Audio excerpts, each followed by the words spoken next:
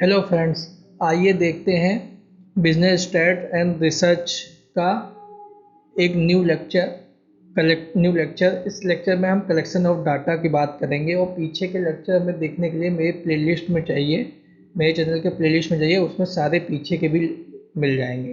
तो आइए हम लोग बात करते हैं कलेक्शन ऑफ डाटा में। तो कलेक्शन ऑफ डाटा, हम डाटा को कैसे कलेक्ट कर सकते हैं। तो पहले डाटा किस टाइप के होते हैं, एक प्राइमरी होता है, एक सेकेंडरी होता है। तो प्राइमरी डाटा को हम कैसे कलेक्ट कर सकते हैं। तो ये प्राइमरी डाटा क्या होता है, जो कि हम लोग फर्स्ट टाइम कलेक्ट करते हैं with concern investigator, the first person to collect, जो ऐसा कोई भी इंफॉर्मेशन पहली बार कलेक्ट करता है, इसको हम फर्स्ट हैंड इन्फॉर्मेशन भी कहते हैं। नाम से भी प्राइमरी डाटा है तो फर्स्ट हैंड इन्फॉर्मेशन कहते हैं। ये ओरिजिनल होता है, एक्यूरेट होता है और रिलायबल होता है ज़्यादा। इसका ये मेन एडवांटेज है। ये personal biasness, cost, time consuming and ये डिसएडवांटेज अगर इसका क्या है, मेन डिसएडवांटेज है कि ये पर्सनल बियास होगा, क्योंकि नया नया होगा। तो पर्सनल मुझे जो चीज़ अच्छी लगेगी कि मैं उस तरीके से डाटा को पेश करूँगा। और कॉस्ट इसमें ज़्यादा लगती है, टाइम कंज्यूमिंग भी होता है। मेथड क्या होता है हमें प्राइमरी डाटा का कलेक्ट करने का, तो डायरेक्ट पर्सनल इन्वेस्टिगेशन। तो डाटा कलेक्ट करेंगे हम personally by the investigator, face to face contact, जाके लोगों से मिलेंगे, फेस टू फेस कॉन्टैक्ट करेंगे और डाटा को कलेक्ट करेंगे। फिर सेकंड होता है इनडायरेक्ट ओरल इन्वेस्टिगेशन। अब हम लोग डायरेक्ट फेस टू फेस नहीं जाएंगे, लेकिन जाके जैसे किसी फ्रेंड जिससे हमें डाटा लेना है उसके फ्रेंड से, नेबर से इनडायरेक्टली जाके ओरली क्या बोलते हैं हम लोग डाटा को कलेक्ट करेंगे किसी अदर पर्सन को, जो अदर पर्सन से जिससे हमें इंफॉर्मेशन चाहिए। तो उसके रिलेटिव से जाके या उसके नेबर से जाके उसके फ्रेंड से जाके इन्फॉर्मेशन लेंगे, तो इसको इनडायरेक्ट ओरल इन्वेस्टिगेशन कहते हैं। Information and correspondent appointment of local agent and different area of collection of data. जैसे कि गवर्नमेंट को जब कोई सर्वे कराना होता है तो एक वो एजेंट अपॉइंट करता है, वो जो एजेंट होता है वो सारा डाटा कलेक्ट करता है, लेकिन वो भी फर्स्ट हैंड डाटा होता है। तो एक इन्फॉर्मेशन फ्रॉम एक करस्पॉन्डेंट को ला के या एजेंट को ला के उससे डाटा को कलेक्ट कराया जाता है। फिर एक होता है मेल क्वेश्चनरी मेथड।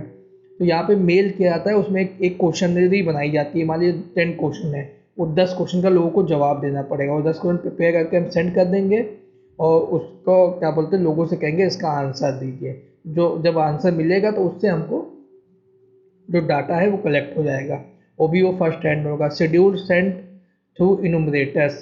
अब क्या होता है, कुछ हम लोग शेड्यूल जो होता है वो सेंड करते हैं इनुमरेटर्स के थ्रू। तो question which are filed by the enumerator themselves by putting question are called schedules।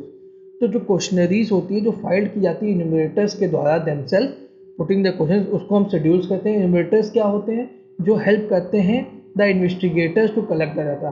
तो क्या बोलते हैं, जो इन्यूमरेटर्स कौन होते हैं, तो इन्यूमरेटर्स वो होंगे जो, जैसे मैं हूँ, अब मुझे डाटा कलेक्ट करना है तो मुझे जो मदद करेगा डाटा को कलेक्ट करने में उसे इन्यूमरेटर्स कहते हैं। जो क्वेश्चन बनाएगा, ड्राफ्ट करेगा, उसको इन्यूमरेटर कहते हैं। फिर आता है सेकेंडरी डाटा। सेकेंडरी क्या होता है, ये ऑलरेडी इन एग्जिस्टेंस होता है, इसको सिर्फ हमें कलेक्ट करना होता है अदर पर्सन से। इस कॉल्ड सेकेंड हैंड डाटा, इसको सेकेंड हैंड भी डाटा कहते हैं। तो ये क्या मेथड है हमें सेकेंडरी डाटा कलेक्ट करने का, तो पब्लिश सोर्स में जैसे गवर्नमेंट ने कुछ पब्लिकेशन किया है, वहाँ से कुछ इन्फॉर्मेशन उठा सकते हैं। जैसे अपनी इकोनॉमी की कितनी जीडीपी रही है पिछले 10 सालों में, तो वहाँ गवर्नमेंट पब्लिकेशन से उठा सकते हैं। सेमी गवर्नमेंट में स्टेट के जो डाटा है उससे उठा सकते हैं। जो जर्नल या पेपर्स निकलते हैं वहाँ से डाटा उठा सकते हैं। इंटरनेशनल पब्लिकेशन अगर कुछ हुई है तो वहाँ से डाटा उठाया जा सकता है। पब्लिकेशन ऑफ रिसर्च इंस्टीट्यूट, अगर कोई रिसर्च इंस्टीट्यूशन है वहाँ से अगर कुछ पब्लिकेशन हुई तो वहाँ से उठा सकते हैं। रिपोर्ट ऑफ कमिटीज़, जो कमिटीज़ की रिपोर्ट होती है वहाँ से देख सकते हैं। कमिटीज़ एंड कमीशन, तो वहाँ से देख सकते हैं। अनपब्लिश सोर्स जैसे होते हैं, जैसे कि डाटा कलेक्टेड बाय द कुछ गवर्नमेंट ऑर्गेनाइजेशन जैसे हैं, वो जो डाटा कलेक्ट करती है जनरली आर सेल्फ यूज, लेकिन वो सेल्फ यूज़ के लिए करती हैं और ऑफिस रिकॉर्ड में। These data are not publish. कुछ डाटा ऐसे होते हैं जो पब्लिश नहीं किए जाते हैं, लेकिन उसको किसी तरीके से उस डाटा को अगर पब्लिक नहीं किए, लेकिन फिर भी हम लोग उसको अगर पा जाएँ उस इंफॉर्मेशन को, तो उसको अनपब्लिश सोर्स कहते हैं। आते हैं फिर हम लोग देखते हैं सैम्पलिंग, नेक्स्ट टॉपिक। तो सैम्पलिंग दो तरीका होता है, दो मेथड होते हैं। पहला है सेंसस मेथड। सेंसस मेथड में क्या होता है, डाटा जो कलेक्ट होता है each and every unit of population, ठीक है, जो भी पॉपुलेशन है सबसे हम लोग डाटा को कलेक्ट करेंगे तो उसको सेंसस कहेंगे। और सैंपल क्या होगा, सैंपल मतलब ये हुआ कि हम लोग डाटा कलेक्ट करेंगे तो पहले हम पॉपुलेशन में से कुछ सैंपल निकाल लेंगे, फिर उससे डाटा कलेक्ट करेंगे। Reliability, accuracy, extensive information are advantage of census method. जो सेंसस होगा उसमें हम सारे पॉपुलेशन में से डाटा कलेक्ट करेंगे तो ये ज़्यादा रिलायबल, एक्यूरेट और एक्सटेंसिव इन्फॉर्मेशन होगा। लेकिन जो सैंपल होता है, अब इसके क्या एडवांटेज, ये टाइम सेव करेगा, मनी बचाएगा, लेबर का बचाएगा, मोर कन्वीनियंट है। अदर एडवांटेज इस सैंपल मेथड के ये एडवांटेज है। Sampling method, the method selecting the sample out of the population is called sampling. तो यहाँ पे मीनिंग बताई गई है वही जो मैंने अभी पहले बताया है कि जो सैंपल होगा, सैंपल से जो हम डाटा क्या बोलते हैं पॉपुलेशन से, जो एक पॉपुलेशन से जो हम सैंपल सेलेक्ट करेंगे उसको हम सैम्पलिंग मेथड कहते हैं। प्रोबेबिलिटी सैम्पलिंग किसको कहते हैं, तो प्रोबेबिलिटी में यहाँ पे देख लीजिए, प्रोबेबिलिटी अभी पढ़े, पीछे हम लोगों ने पढ़ा भी है प्रोबेबिलिटी होता कैसे कैसे क्या होता है। तो सैम्पलिंग मेथड, तो यहाँ पे सिंपल रैंडम सैम्पलिंग। तो सिंपल रैंडम सैम्पलिंग में क्या होगा कि जैसे हम लोग ने एक रैंडम बेसिस पे इक्वल चांस दिया सबको, जैसे लॉटरी बेसिस पे या टेबल में रैंडम सैम्पलिंग के हिसाब से हमने क्या उठाया और चीज़ों को सेलेक्ट कर लिया, सैंपल ले लिया। स्ट्रेटिफाइड रैंडम सैम्पलिंग, स्ट्रेटिफाइड में क्या करते हैं, पॉपुलेशन को डिवाइड करते हैं हम डिफरेंट स्ट्रेटिफाई में अकॉर्डिंग द सेम कैरेक्टर, जैसे सेम कैरेक्टरिस्टिक के हिसाब से एक क्या बोलते हैं ग्रुप में हम बांट देते हैं, डिवाइड कर देते हैं, फिर उसमें से सैंपल को उठाते हैं तो उसको स्ट्रेटिफाइड रैंडम सैम्पलिंग कहते हैं। सिस्टमेटिक रैंडम सैम्पलिंग में क्या होते हैं, एक हम लोग इक्वल इंटरवल में सैम्पलिंग को सिलेक्ट करते हैं पूरे पॉपुलेशन में से। मल्टी स्टेज रैंडम सैम्पलिंग में क्या कहते हैं, जैसे कई स्टेज और डिवीज़न सब डिवीज़न होता है तो उसमें से हम लोग क्या होते हैं रैंडम बेसिस पे सैम्पलिंग को सिलेक्ट करते हैं। क्लस्टर सैम्पलिंग करते हैं, universe is divided into many groups are called cluster. तो पहले हम लोग टोटल पॉपुलेशन को ग्रुप्स में डिवाइड कर देंगे तो उसको हम क्लस्टर बोलेंगे, और हर एक क्लस्टर से हम लोग रैंडम बेसिस पे सैंपल को सिलेक्ट कर लेंगे। अब आते हैं नॉन प्रोबेबिलिटी सैम्पलिंग में। वो प्रोबेबिलिटी सैम्पलिंग थी, यहाँ नॉन प्रोबेबिलिटी। नॉन यहाँ पे जैसे प्रोबेबिलिटी में हम लोग मैथमेटिक्स का यूज़ कर रहे थे, लेकिन यहाँ पे हम लोग विदाउट जजमेंट का यूज़ करेंगे। जैसे सबसे पहला है जजमेंट का यूज़ करेंगे, जो हमें ठीक लगेगा अपने जजमेंट के हिसाब से, इन्वेस्टिगेटर जो है जजमेंट के हिसाब से वो उस सैंपल को सेलेक्ट कर लेगा। कोटा सैम्पलिंग का, कोटा सैम्पलिंग में इन्वेस्टिगेटर डिफाइन करेगा कि उसको कितना लेना है, जैसे उसको 100 में से बस 10 लेने हैं तो 10 वो उठा लेगा अपने जजमेंट के हिसाब से, पर्सनल जजमेंट के हिसाब से 100 में से 10 सैंपल ले लेगा। कन्वीनियंस सैंपल के हिसाब से वो अपने कन्वीनियंस के हिसाब से सैंपल को सेलेक्ट कर लेगा। एक्सटेंसिव सैंपलिंग के हिसाब से sample size is big as population, जितना पॉपुलेशन ज़्यादा होगा उतना ज़्यादा क्या बोलते हैं सैंपल साइज होगा, तो उसको हम एक्सटेंसिव सैंपलिंग कहेंगे, जैसे कि 90%।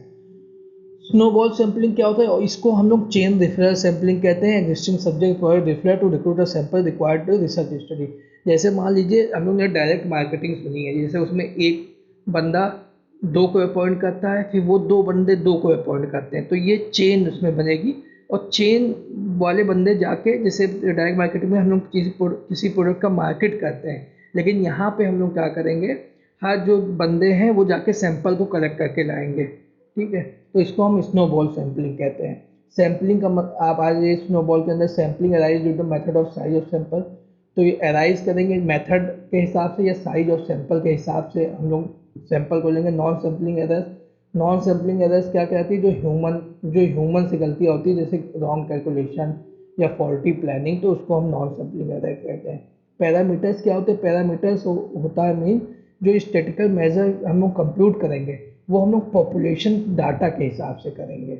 जो भी हम लोग क्या होते हैं स्टैटिस्टिकल मेजर कंप्यूट करेंगे वो पॉपुलेशन डाटा पे करेंगे। और स्टैटिस्टिक्स में क्या होता है, जो स्टैटिस्टिकल मेजर हम करेंगे वो बेस्ड ऑन सैंपल डाटा पे करेंगे। तो जब हम सैंपल डाटा पे कोई चीज़ स्टैटिस्टिकल मेजर करते हैं तो स्टैटिस्टिक्स बोलते हैं, और जब हम लोग पॉपुलेशन पे कहते हैं तो पैरामीटर बोलते हैं। ऐसे याद रखिए, जैसे सैंपल में सबसे पहला वर्ड होता है एस, तो वो स्टैटिस्टिक्स कहलाता है। पॉपुलेशन में पहला ऑर्डर पी है तो वो पैरामीटर कहलाता है। तो पॉपुलेशन डाटा का जब यूज़ करेंगे तो पैरामीटर कहलाएगा, सैंपल डाटा यूज़ करेंगे तो स्टैटिस्टिक्स कहलाएगा। आइए आगे देखते हैं।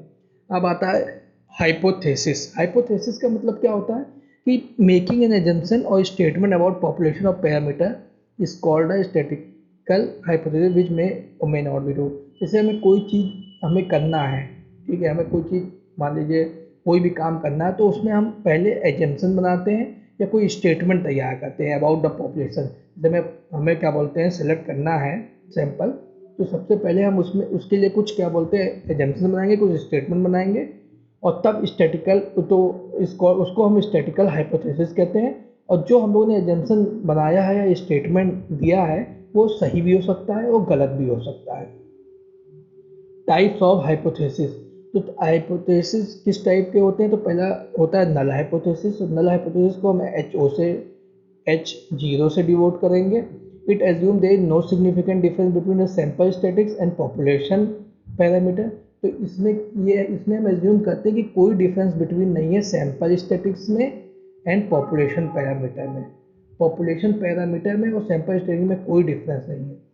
It is a hypothesis which is tested for the rejection under the assumption that is true. ये हाइपोथेसिस है जब हम टेस्ट करते हैं possible rejection under the example that is true.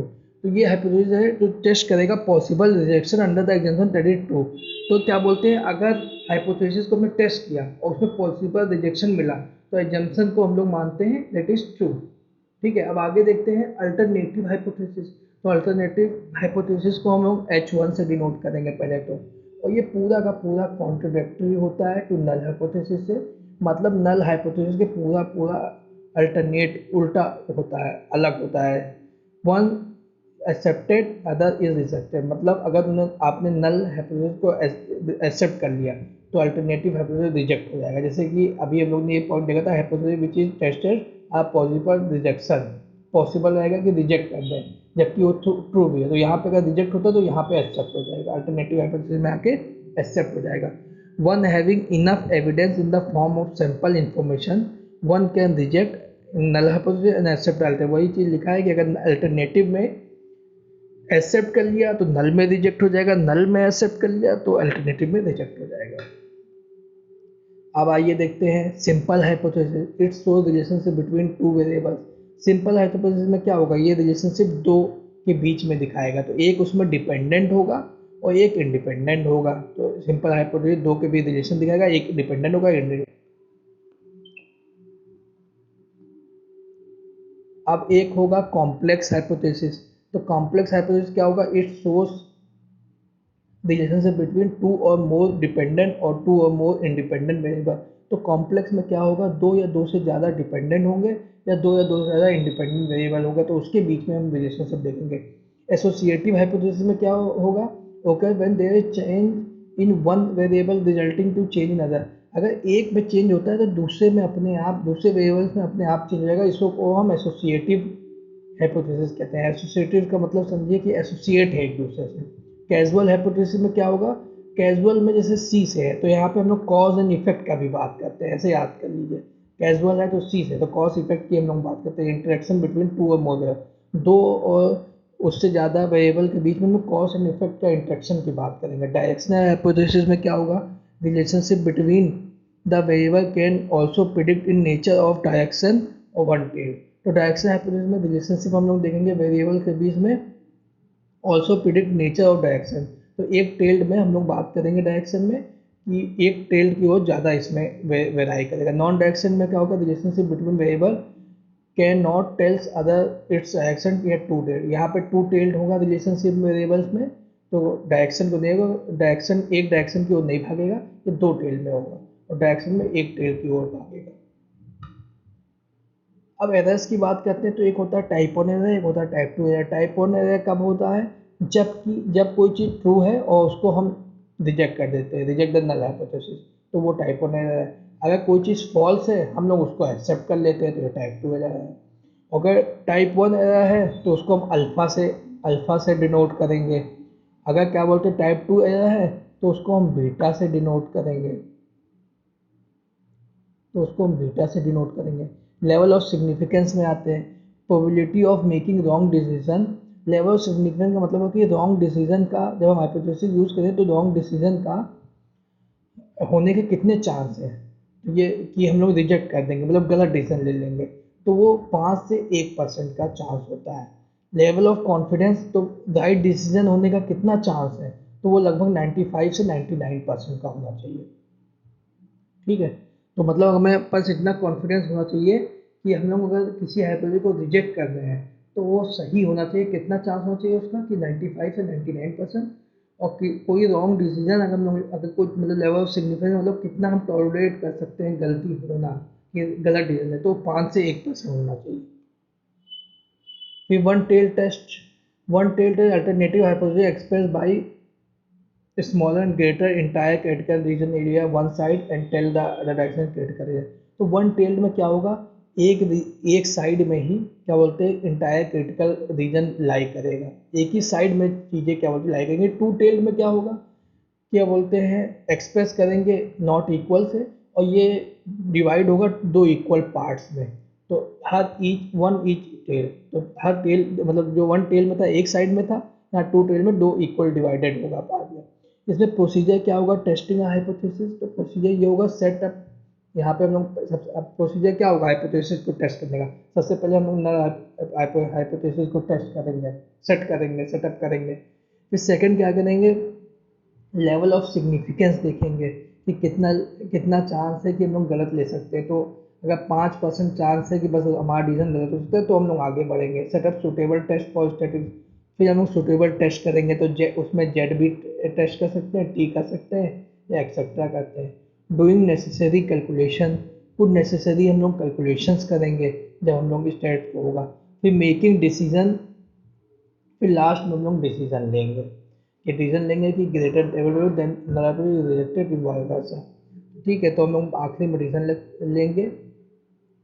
Thank you. इस लेक्चर में इतना ही।